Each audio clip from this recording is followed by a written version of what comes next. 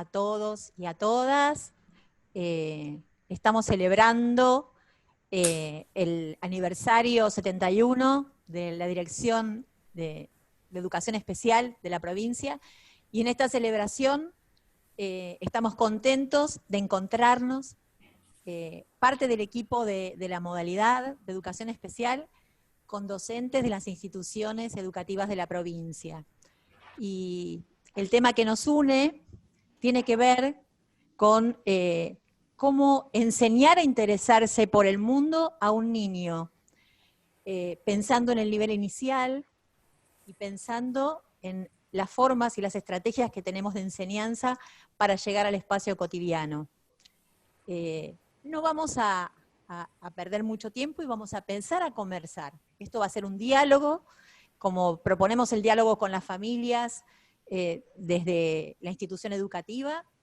Este también va a ser un diálogo entre docentes. Así que esperemos que sea un buen encuentro. Va a empezar a contarnos Noelia, ¿no es cierto? Sí. Bueno, hola, ¿cómo les va? Me presento, mi nombre es Noelia Gallinares, yo soy de la Escuela Especial 501 de la ciudad de Bransen y soy docente en el servicio de atención temprana. También soy maestra de motores y en este caso estoy convocada por atención temprana.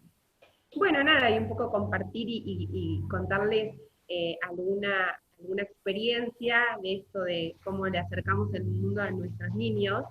Eh, y les quería contar que durante este inicio de año, ya en el mes de mayo, a fines de mayo, recibimos una derivación de una niña con una discapacidad visual, la cual el pediatra está muy interesado en que comience a trabajar en el servicio de atención temprana.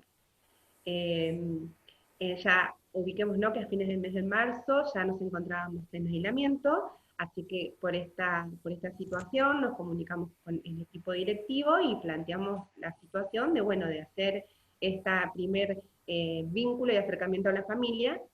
Así que nos comunicamos con la familia, le presento el servicio, le presento de qué manera trabajamos, de qué manera estamos trabajando en la actualidad por el aislamiento, pero se explica el funcionamiento de todo el servicio, destacando de que nosotros somos educación, ante todo, y que no somos un servicio esencial y no tenemos clases presenciales. La familia de muy buena manera acepta este trabajo, desafío doble por parte de nosotros como escuela y por parte de ellos como familia, en dejarnos participar y acompañar el trabajo con su beba de 4 meses. Así que de manera integral trabajamos. Yo necesitaba el trabajo y el acompañamiento inevitable del profe de visuales. Con ella nos juntamos mucho a través de virtualmente, que esto se hace habitualmente cuando estamos en la escuela, ¿no? Esto de que de acuerdo a la discapacidad de cada niño recurrimos al docente de la especificidad para hacer un trabajo de manera conjunta.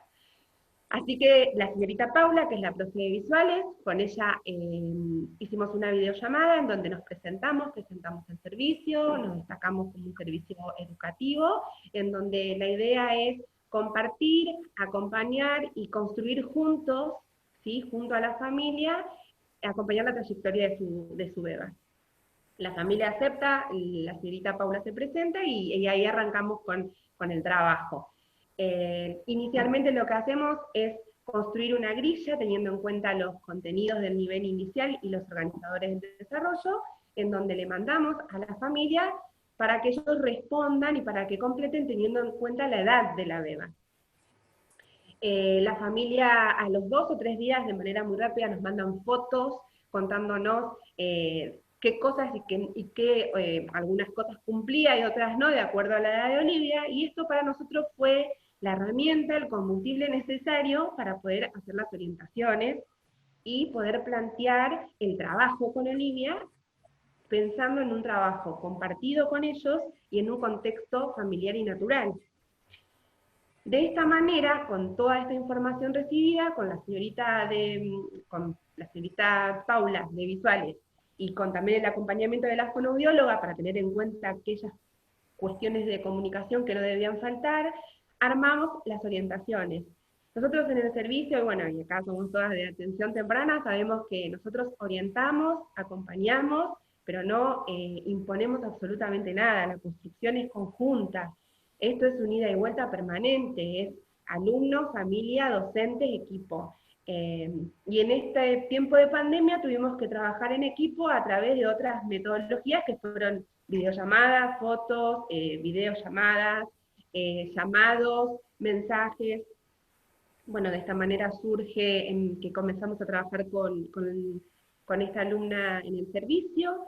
La familia acepta muy bien las orientaciones. Ahí también tuvimos un desafío que fue ser muy puntilloso y muy delicado a la hora de escribir las orientaciones para que no haya confusión. Y también empezar a organizar un poco el espacio, teniendo en cuenta esto de que, como la palabra disparadora lo dice, esto de cómo le acercamos el mundo a nuestros niños y cómo le acercaban el mundo ellos a su hija. Así que junto con Paula armamos las orientaciones, le explicamos la importancia de trabajo en el piso del libre movimiento, y algo que le dijimos que rescatamos es: atención temprana es un servicio de manera integral, que su beba no son solo ojos, que su beba tiene sentimientos, hay subjetividad, hay movimiento, hay comunicación, hay deseo, hay sentimientos, y que esta mirada integral es lo que a ellos los sorprendió un poquito y es lo que aceptaron. Y bueno, y así fuimos dando orientaciones con fundamentaciones, decir, bueno, mira mamá, necesitamos que la coloques en el piso porque sabemos que los niños descubren el mundo a través de la libertad de movimiento, y de esa manera fuimos fundamentando, y a los poquitos días de mandar por escrito las orientaciones, hicimos una videollamada para evacuar dudas de los papás. Ellos comprendieron muy bien, y a los 2 o 3 días nos mandan enseguida videos, interactuando, un video con la mamá y en otro video con el papá.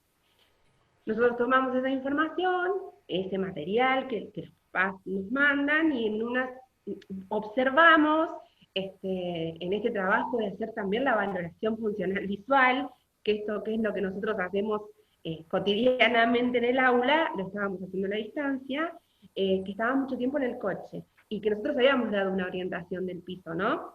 Entonces ahí, bueno, otra vez hicimos una videollamada, le explicamos a los papás lo rico que era que Olivia esté en el piso, ellos nos decían que mucho no le gustaba, entonces ahí empezamos a hacer una organización también del tiempo. Ponele un minuto, en donde ella no se va a quejar un minuto y para ustedes no va a ser frustrante, y después de ahí vamos para adelante. Le dimos orientaciones de juguetes, qué tipos de juguetes le podían presentar, qué tipo de juegos, y yo también lo que recalco mucho con nuestros alumnos, con todos mis alumnos de servicio, lo importante es los momentos de intercambio, esto del momento de la alimentación, el momento del baño, el momento del cambiado, que a veces las mamás lo hacemos naturalmente, pero qué rico que es para nosotros también acercarle el mundo a ellos a través de estas acciones que son cotidianas y naturales. Así que bueno, esta es la experiencia que yo les quería contar. Actualmente estamos en el receso, así que ahora ya arrancamos las clases y me vuelvo a comunicar otra vez con la familia, y sigue siendo un desafío día a día, como con el resto de mis alumnos, como con el resto de mis chiquitos del servicio. Pero bueno, en general los lineamientos del trabajo nuestro, yo quería contar esta experiencia porque por ahí es lo más innovador en cuanto a que fue un desafío, tanto profesional, tanto como en equipo de trabajo y para la familia. El trabajo sin la familia es imposible, y el trabajo sin el equipo también. Y esta unión de profesionales en el hecho de decir, hay una discapacidad visual, contemos con el profe de visuales, esto de trabajar en conjunto. Y el trabajo de interactuar, y esto es un ida y vuelta permanente. Esta importancia que tiene la familia en el ámbito natural, y cómo nosotros acompañamos y orientamos a que los niños vayan descubriendo su mundo, en su contexto, por supuesto. Así que bueno, esa es la experiencia de mi alumna. María estaba levantando la mano, me parece.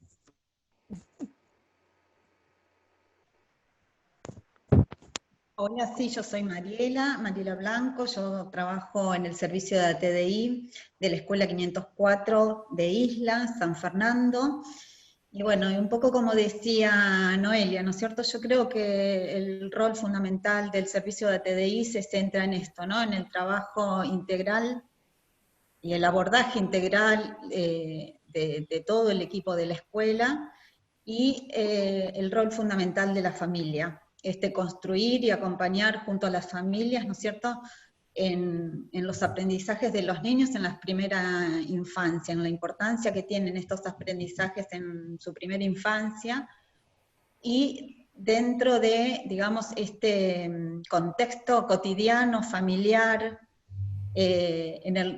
aprovechando por ahí más que nada en lo que es Isla, ¿no es cierto? Ellos tienen una relación un vínculo muy fuerte con todo lo que es la naturaleza. Entonces yo creo que hay que aprovechar todos estos recursos que brinda la naturaleza y el entorno en donde se encuentran, y bueno, y partiendo de esas actividades cotidianas y de ese quehacer cotidiano que tiene la familia, ¿no es cierto?, acompañarlos para que puedan ir favoreciendo los aprendizajes. Y yo, junto con el equipo de la Escuela 504, el acompañamiento fue más que nada en esto, ¿no?, en poder encontrar desde el entorno en donde se encuentran, desde digamos, el rol de la familia, desde el entorno en donde se encuentran, poder aprovechar estos recursos. Entonces, creando y recreando juegos al aire libre. El isleño está mucho fuera de la casa. Durante el día están en contacto permanente con la naturaleza. Entonces, poder aprovechar esto era importantísimo para los chicos, poder aprovechar esto y realizar distintos tipos de juego, hasta inclusive pensamos con las familias, ¿no es cierto?, en esto de poder recolectar elementos que nos daba la naturaleza, en poder vivenciar todas estas emociones que brinda la naturaleza, todas estas sensaciones, tanto sensoriales, vestibulares, y después, partiendo de esta recolección de las distintas cosas que nos brinda la naturaleza, poder armar distintos tipos de juguetes para después también los nenes en los momentos en que no pueden estar afuera porque hace mucho frío, o cuando no está el tiempo acorde para que los nenes estén afuera. Entonces poder tener distintos tipos de juguetes, pero siempre elaborándolos con los elementos que ellos contaban desde su casa, ¿no es cierto?, con materiales descartables, o juntando semillas, hojas, palitos, con lo que ellos tengan a su alrededor. Y partiendo de eso, la verdad que se pudo trabajar muy bien, porque se pudo realmente poder hacer un abordaje integral del juego y de las experiencias y emociones que pueden vivir los niños en esta primera infancia, ¿no es cierto?, que es tan importante.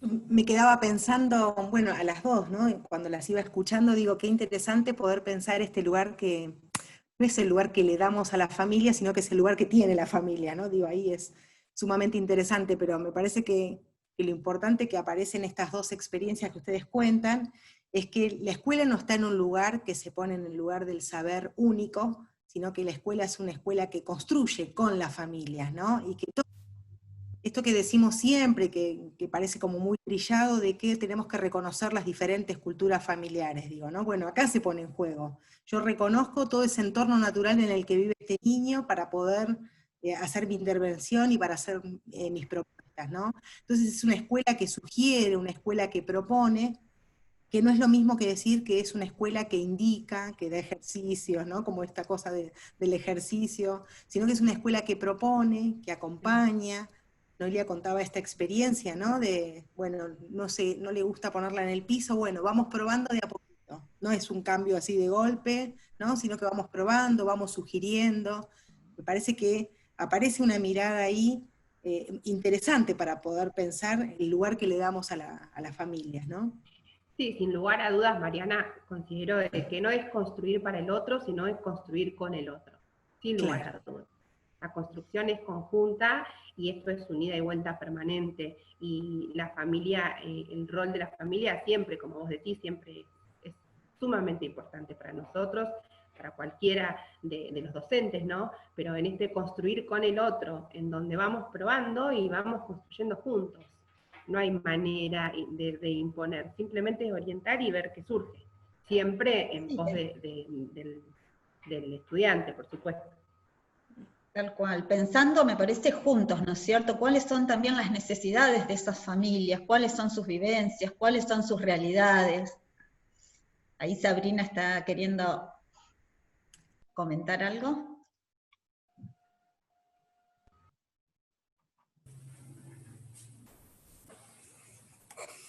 Yo soy profesora de lengua de señas, soy MELFA, trabajo con nivel inicial, primer y segundo ciclo con todos juntos. En esta situación que estamos todos en nuestras casas, ahí se me cortó el video. Sí, se cortó.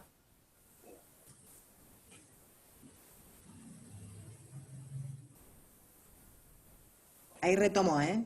Ahí. Está congelada para mí. ¿Vos en NASA la ves? Ahí, sí. En esta situación que estamos pasando, de que tenemos que quedarnos en nuestras casas, es muy importante porque sabemos que las familias oyentes les cuesta comunicarse con sus hijos o tener una buena comunicación, y es en la escuela donde los niños, con los maestros, con sus compañeros, por ejemplo yo, me comunico con ellos. Ahí se cortó de vuelta.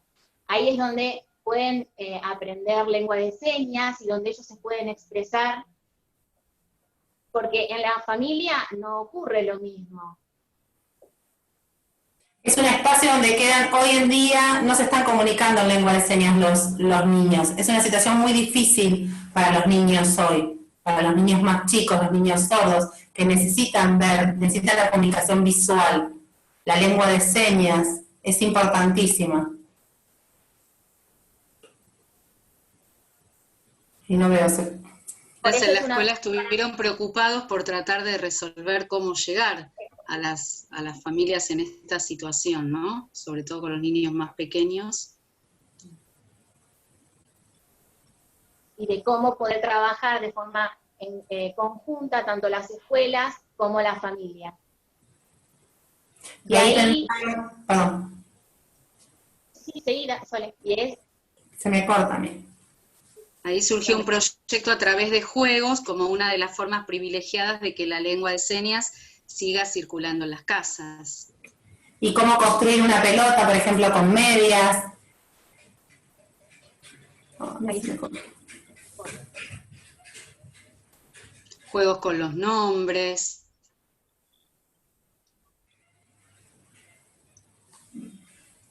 A través de redes sociales, por ejemplo de Facebook, para que las lenguas de señas siguieran en las casas, porque son los niños quienes llevan la lengua a las familias, ¿no? Y los más pequeños estaban en ese proceso de incorporación de la lengua. Si no, todo el día en la casa es como que no hay nada, no circula. Entonces una de las ideas de los maestros sordos fue crear ese sitio donde circularan sobre todo juegos y actividades familiares como una de las formas de circular la lengua.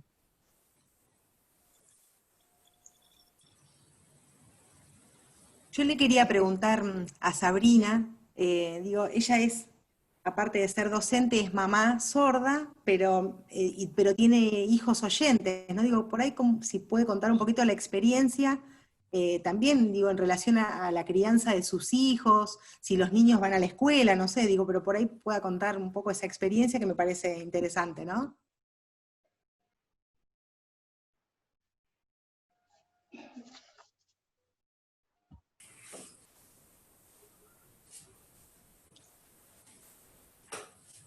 Ay. El esposo y ella, los dos son sordos. Ah, ya entendí. Es lo que acaba de decir. ¿Ustedes ven corrido a Sabri? Sí. Ah, Los dos son sordos. nosotros somos... Tengo 2 hijos oyentes. En principio estábamos asustados o preocupados. No, nosotros estábamos muy tranquilos, es natural. Ahí se corta. Es una situación positiva que los chicos crecieran con lengua de señas, para ellos no es un problema. Y la oralidad también se va a desarrollar poco a poco.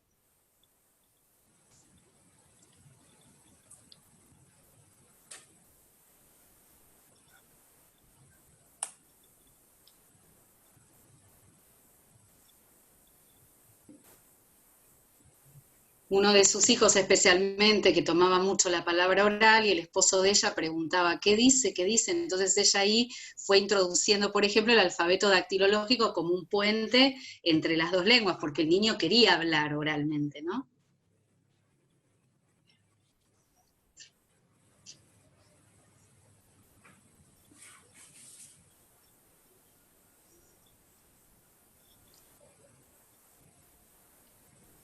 Otra situación que va a contar ahora es un pedido que ella hizo a las maestras oyentes, avisando que la familia es sorda, por ejemplo, que en las reuniones de padres, que son todos oyentes, bueno, ella es sorda, por ejemplo, cuando asiste a las reuniones, entonces siempre se habla oralmente y no entiende nada, así que hay que buscar una solución a esa situación.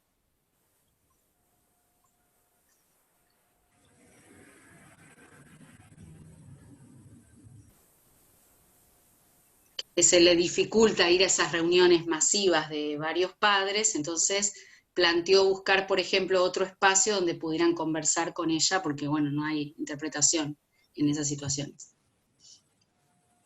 Y ella entiende perfecto la comunicación, se esfuerza, pero bueno, puede participar.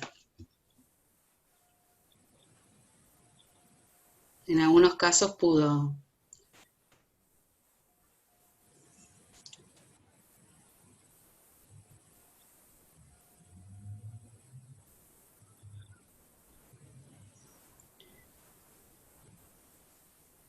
Sí, o buscar o pedir un intérprete de confianza como voluntario, ella para que asista a esa conferencia, a ese acto, o también haber pedido un intérprete, y ahí que la comunicación sea más fluida, o mejor, o más fácil. Que ha sido A un veces una de las esfuerzo. formas de comunicación es la escritura, ¿no? Que ella mantiene, por ejemplo, con sus maestras. Pero por ahí es interesante preguntarle qué pasaba en, no sé, en esto que decía Mariana, en esa relación de ser padres sordos y hijos oyentes, qué pasaba con el desarrollo de las lenguas, cómo las usan en la casa, ¿no? Si los niños usan la lengua de señas, la oral, si las cambian, cómo hacen, ¿no? Sería interesante.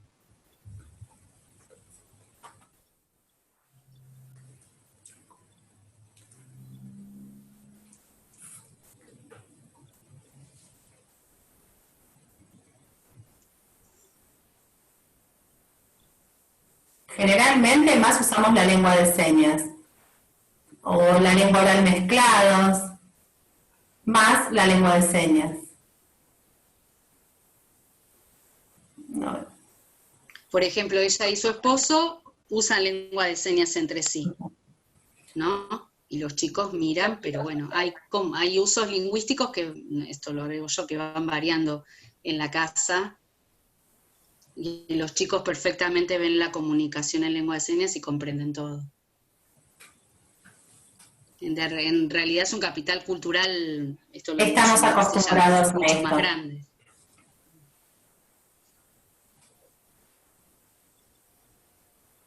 Y también Que en la casa hay luces como timbre, que son otros rasgos culturales, ¿no? Repite que el timbre es una luz, es un timbre lumínico, Y mi y hijo el hijo está está acostumbrado a la luz como timbre. Y bueno, y al sonido, dice integrado.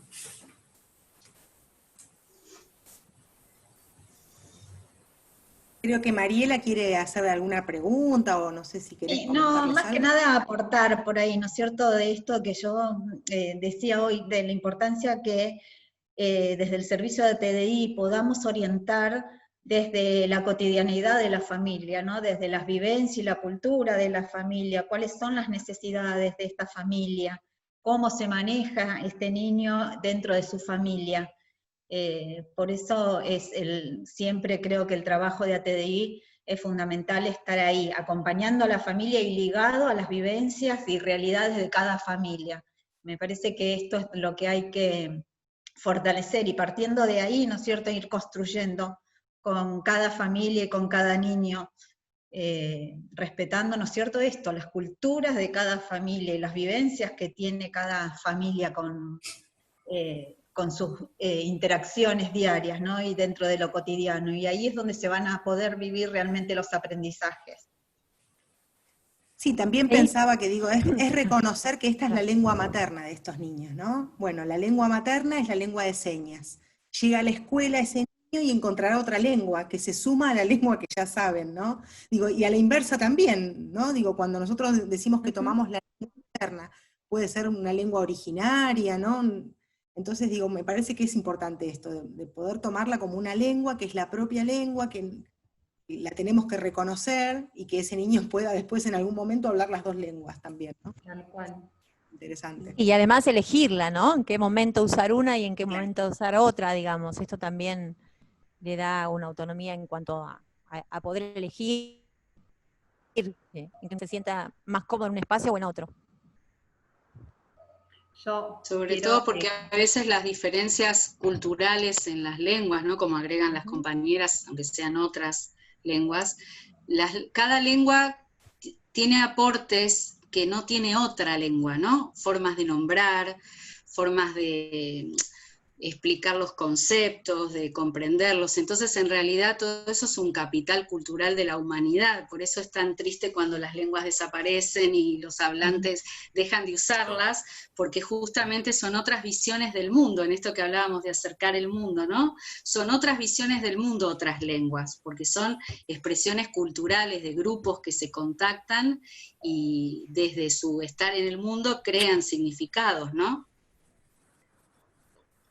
Sí, también pensaba, digo, que nosotros cuando ay, perdón, Noelia, ahí te doy la palabra. No pasa nada. Lo que pensaba que cuando nosotros decíamos en el nombre de este espacio, un mundo donde quepan otros mundos, bueno, tiene que ver con esto justamente, ¿no? Muchas veces, bueno, históricamente la escuela mostró la lengua hegemónica. Digo, qué interesante que podamos permitirnos esto y que lo podamos seguir pensando, ¿no? Que ya no es la lengua hegemónica, no es te dejo entrar y yo te muestro que es la cultura la única válida, sino que entrás a la escuela reconociendo quién sos, ¿no? Con tu cultura y con la cultura que cada uno de nosotros tiene, ¿no? Me parece que es importante ahí como tensionar esto.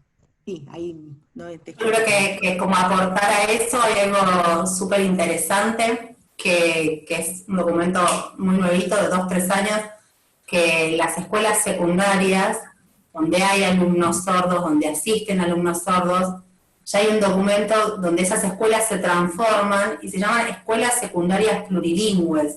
Entonces eso es reconocer al otro con su identidad.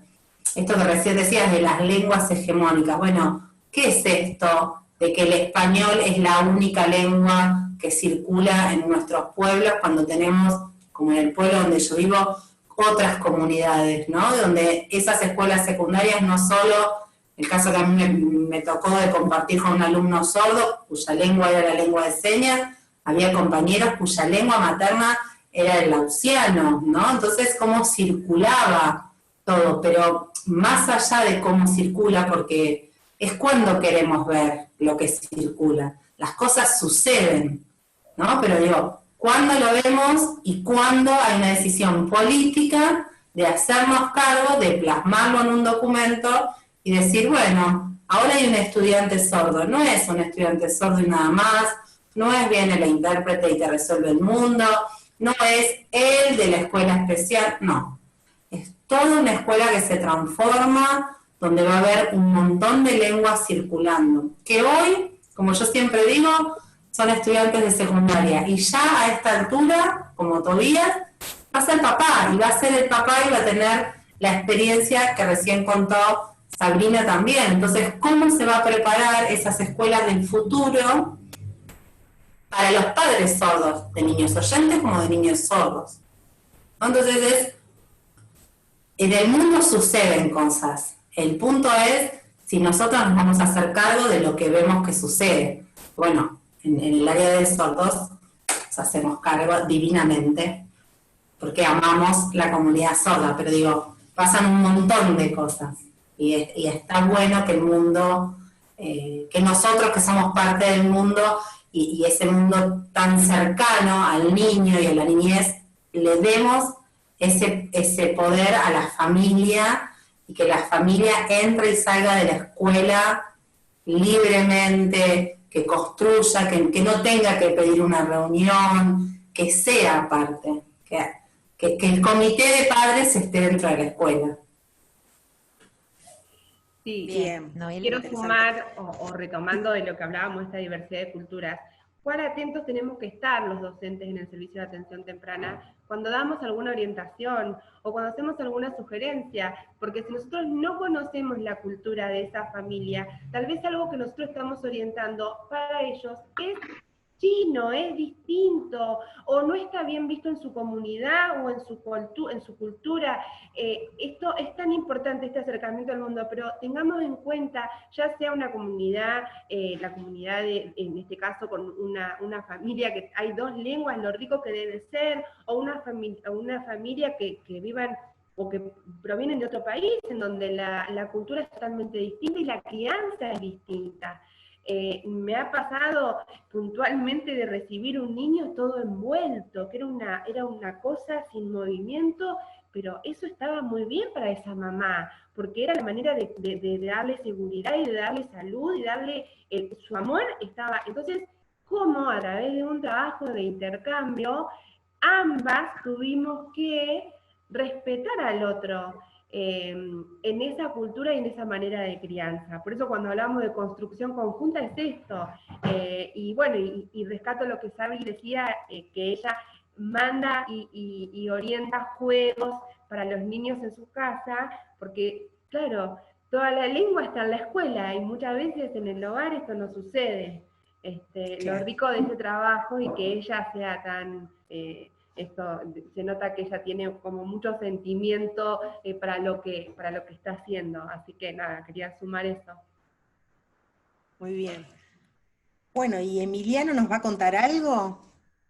Sabrina también quiere decir algo.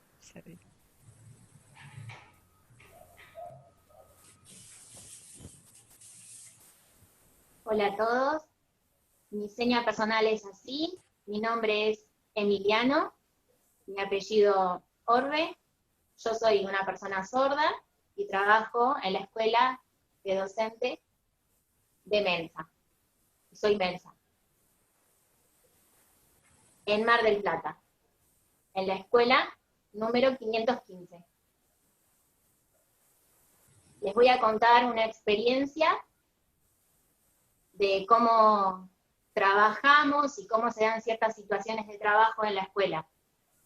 Reconocemos que la lengua primera es la lengua de señas, y que las personas sordas, al no poder escuchar, entra o recibe la información por lo visual, y eso los ayuda a poder darle significado a sus emociones, a sus sentimientos. Si ellos no tienen la lengua de señas como lengua primera, no pueden ponerle significado a lo que sienten.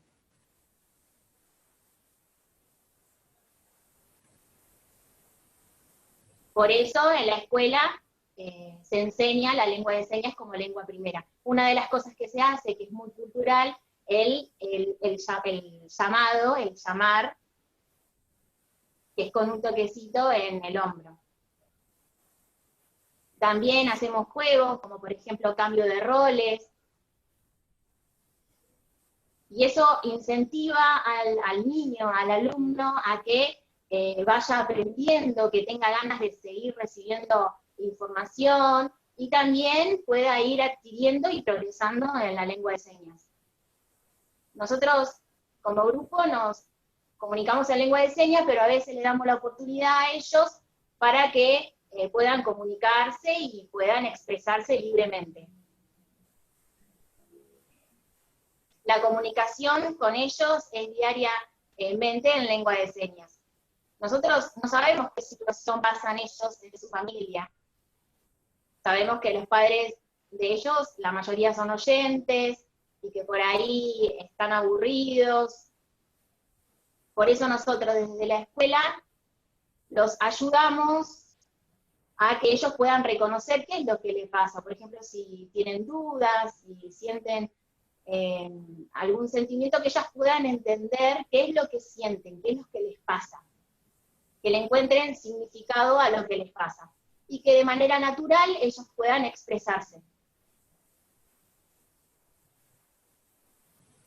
Bueno, pasando a un tema aparte, quería agregar sobre las familias.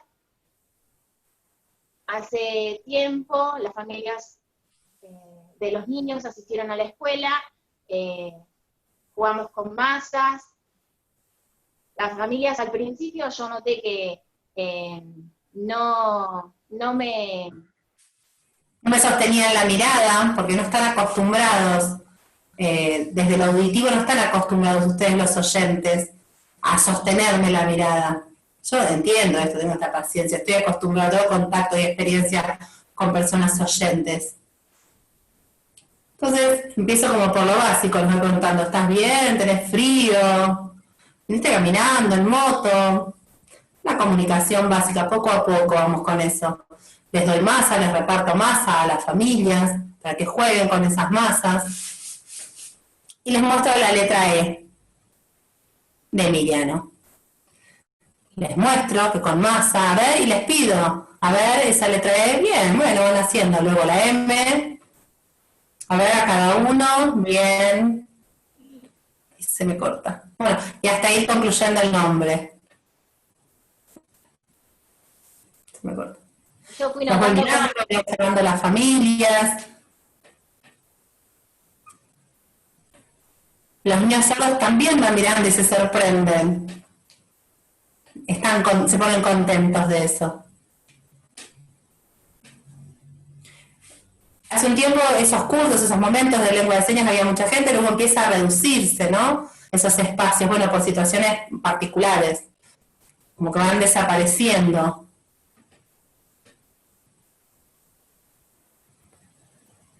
Todos los días los niños sordos están en contacto con la lengua, es muy importante, porque van creciendo, pero los papás, las familias son oyentes que hablan desde la oralidad, no reciben información a esos niños sordos van creyendo y su lengua también va creyendo.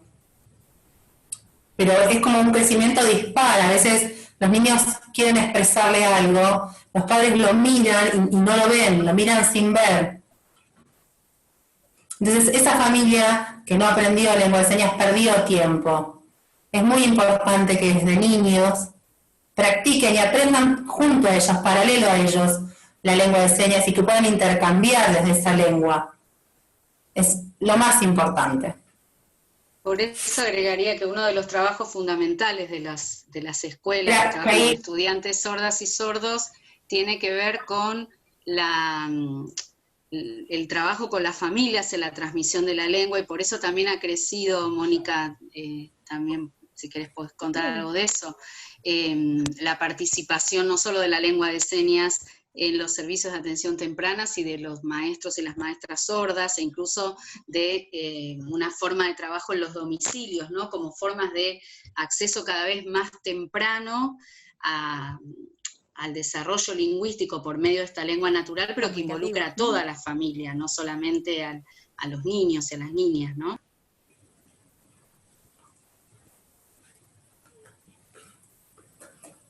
Bien, venimos desarrollando Sabrina está pidiendo la palabra. Sí, ahora un segundito para completar un poquito lo que decía Maru, que desde hace unos años empezamos una investigación en algunos servicios de atención temprana para poder ver de qué manera el niño sordo se empezaba a comunicar con la familia, ¿no? Y la verdad que participaron pocas escuelas porque no había, empezamos a ver desde dónde podíamos acompañar a las instituciones y fueron muy pocas las escuelas que tenían en ese momento niños sordos en atención temprana. Pero las experiencias que tuvimos fueron muy ricas, y el trabajo articulado y colaborativo entre el docente del servicio de atención temprana y el docente sordo fue muy rico, pensando en el trabajo cotidiano, ¿no? En la actividad cotidiana, y el juego como actividad centralizadora, ¿no? de toda la situación comunicativa. Bueno, y todavía tenemos muy buenas experiencias de esto. Así que creo que se hacía referencia a esto, Maru, ¿no? Quería hablar Sabrina, me parece, ¿no? Oh, perdón.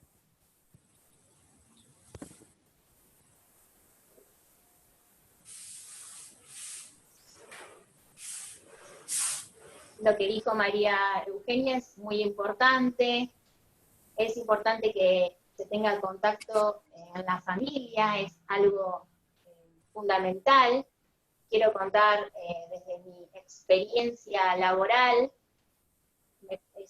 perdón, pero se me corta, Sabrina, no sé si es... Experiencia laboral con las familias de nivel inicial, ella quería contar.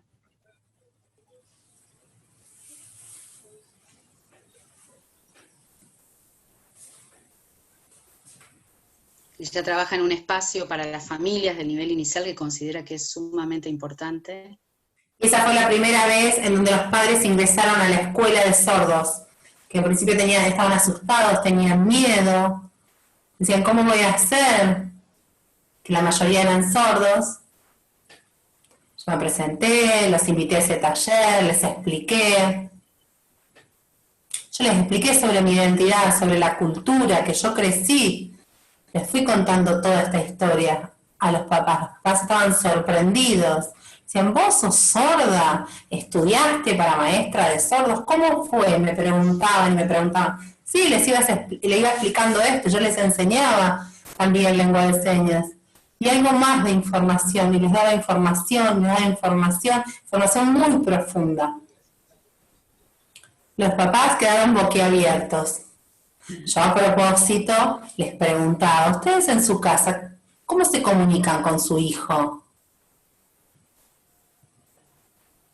A dedo, señalando, sí o no, solo a dedo. Y yo le decía, ¿por qué?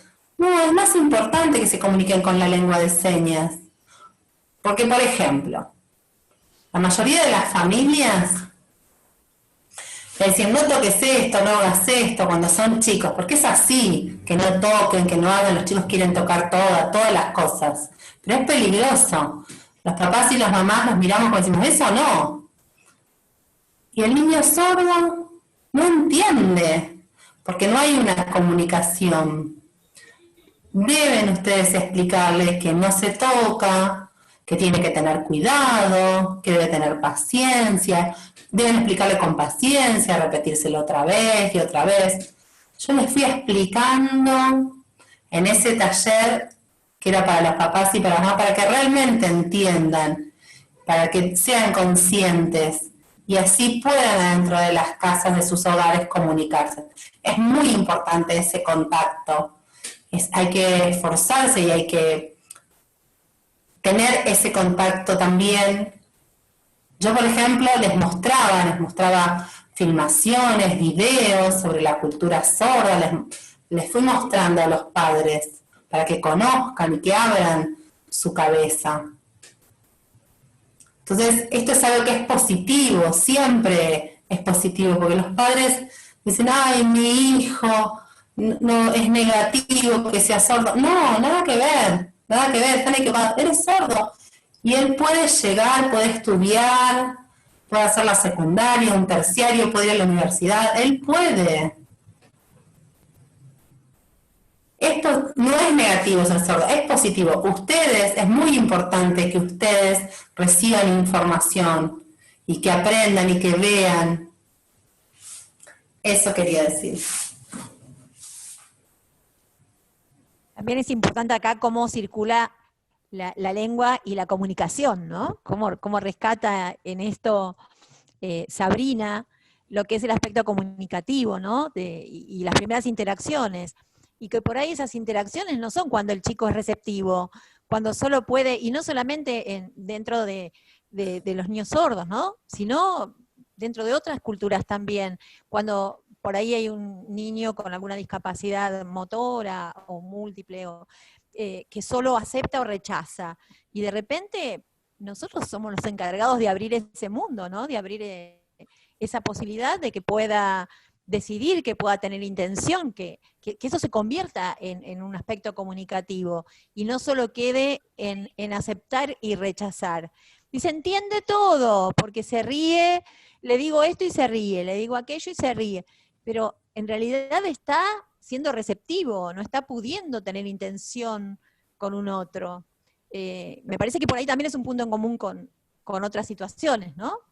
Por eso también creo también es importante el trabajo en red que hace el servicio de ATDI, ¿no es cierto? Porque justamente los papás muchas veces vienen muy pegados a un diagnóstico y vienen paralizados, ¿no es cierto? Entonces esto, como decía Sabrina, el poderles abrir el panorama en que hay un montón de cosas por hacer y que hay un montón de posibilidades, y creo que por eso también el trabajo de ATDI y este trabajo en red que hace desde tan tempranas edades es tan importante, ¿no es cierto? Porque ayuda a los papás, acompaña a los papás justamente en este desconocimiento y en esta parálisis que a veces les provoca un diagnóstico, ¿no es cierto? O el no quedarse en ese no puede determinada cosa.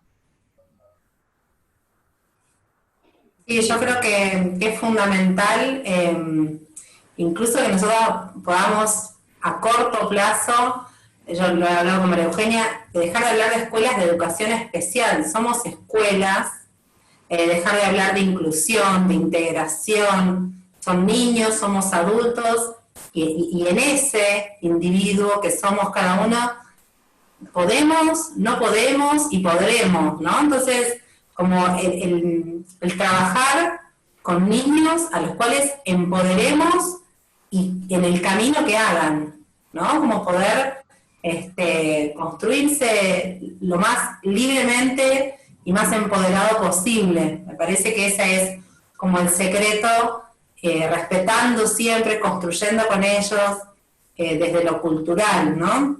Yo tengo una pequeña anécdota del mismo alumno de escuela secundaria que tenía un compañero que es laosiano, un compañero que la oralidad le costaba mucho, porque en su familia, su mamá y sus abuelos hablaban laosiano.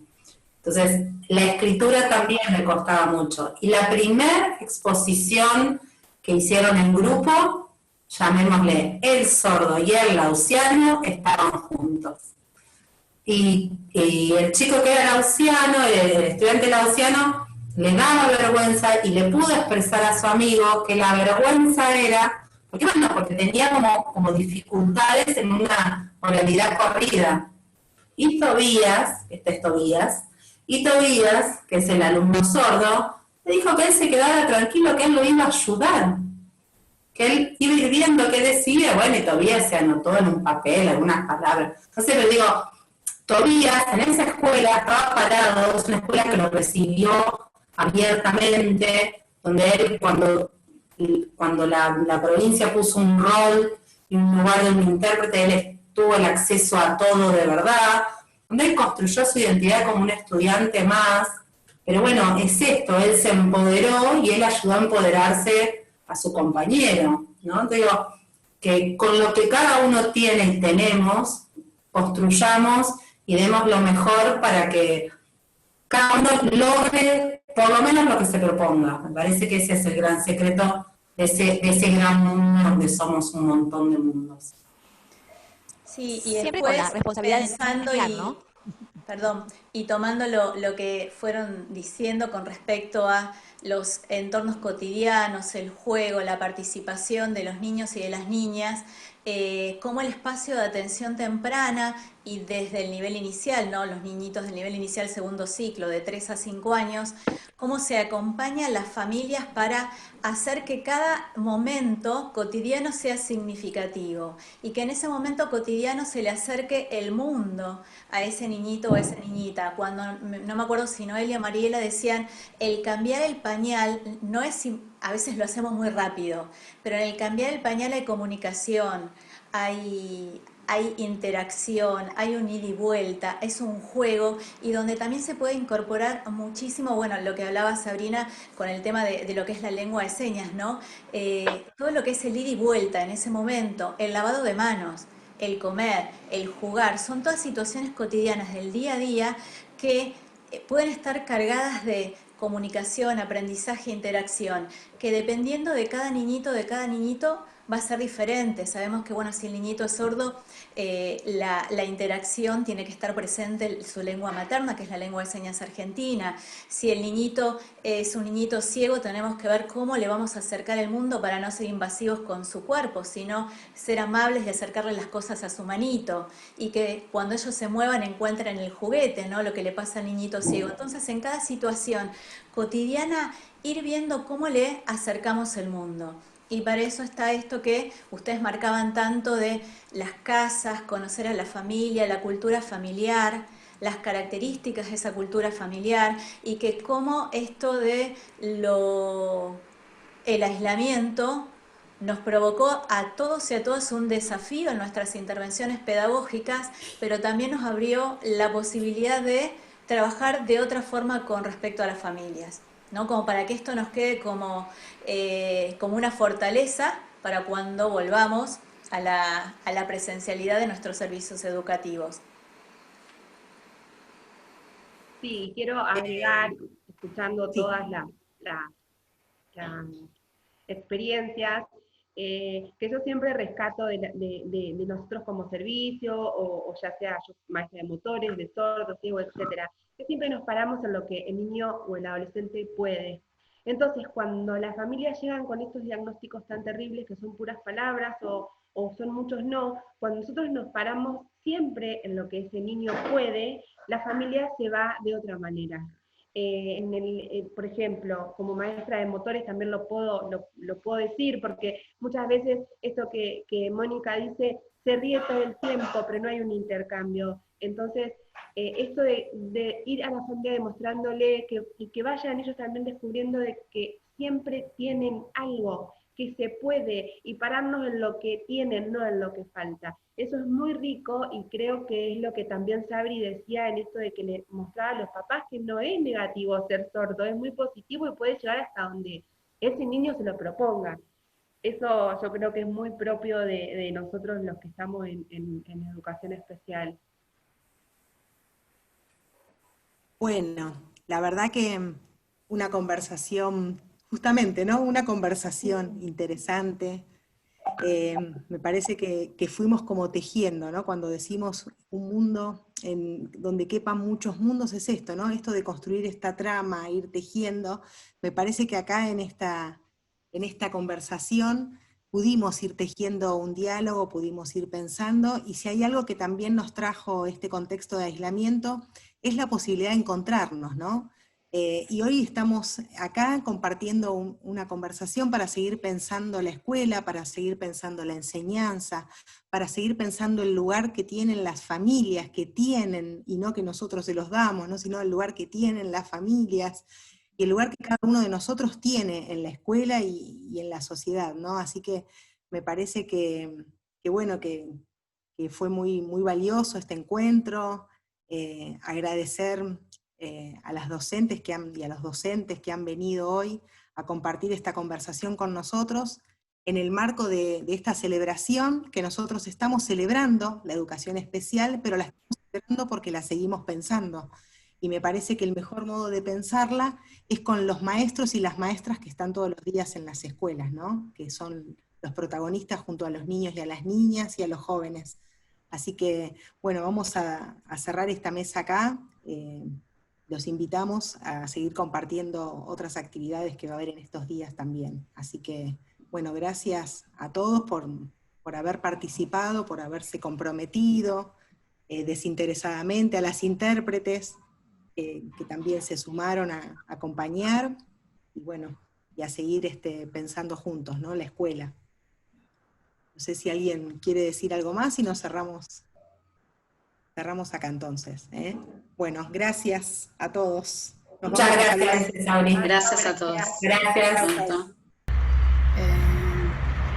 Hay Lili, Mataroni, yo tengo un montonazo, todo puedo de la escuela, también me acuerdo que fue Marino, y a Fabiana, que me hace hacer pintura, también tengo un montón, pasamos todo, a Bancay, me enseñó con las plantas, y los amo mucho, mucho, mucho, siempre voy a ver mi corazón, en la escuela 502 de Belizo, los amo, los quiero un montón, montón, montón, los amo.